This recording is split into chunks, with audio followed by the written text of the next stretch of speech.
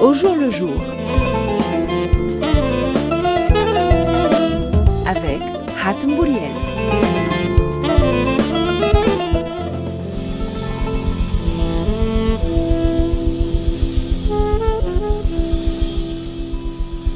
Bonjour à toutes et à tous. J'ai le plaisir de vous retrouver avec la complicité de Nawel Saidi pour la chronique Au jour le jour. Parlons tunisien.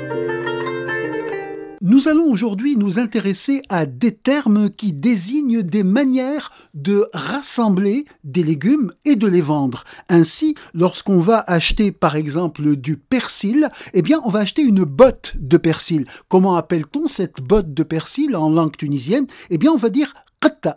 Qatta qui signifie botte. Et vous allez demander au marchand des 4 saisons, donnez-moi une qatta de ma'nous, une botte de persil. Ce terme est utilisé très fréquemment, mais il existe d'autres termes qui désignent d'autres légumes. Par exemple, lorsque vous achetez des artichauts ou bien des fenouils, eh bien, vous n'utiliserez pas le terme de qatta, mais plutôt celui de rba'. Rba' signifie un quart. Et en fait, c'est effectivement de manière à les découper auparavant que sont vendus aussi bien les artichauts que les fenouils, donc par un quart. Il y a toutefois, il faut l'ajouter, un synonyme à qatta qui est celui de rapta. Et on va parler de rapta lorsqu'il s'agit d'une qatta qui est plus grande. Donc une botte qui est plus grande que la botte normale, eh bien on va l'appeler une rapta. Rapta, ça veut dire quelque chose qui est attaché. Et cela induit donc que nous attachons plusieurs choses ensemble, non pas pour former une simple botte, une simple qatta,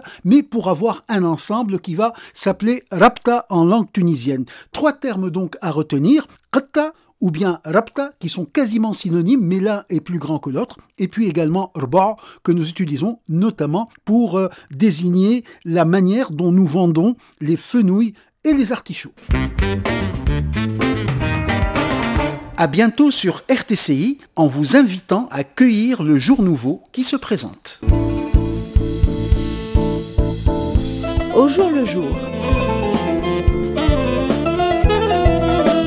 Avec Hatem Bouriel.